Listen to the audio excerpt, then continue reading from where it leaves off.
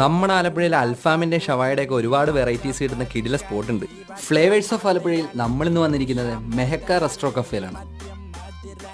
First ഞങ്ങൾ ഇവിടുന്ന് try ചെയ്തത് ഇവിടുത്തെ 2 സ്പെഷ്യൽസ് ആണ്. ഇതാണ് ഇവിടുത്തെ ഇവരുടെ സ്പെഷ്യൽ റോയൽ ഫലൂഡ. പിന്നെ ഇവരുടെ അവിൽ മിൽക്കും ട്രൈ ചെയ്തിരുന്നു. രണ്ടും നൈസാണ്. അപ്പോൾ ഇവിടുത്തെ കുറേ വെറൈറ്റി ഫുഡ്സ് നമുക്കൊന്ന് പരിചയപ്പെടാം.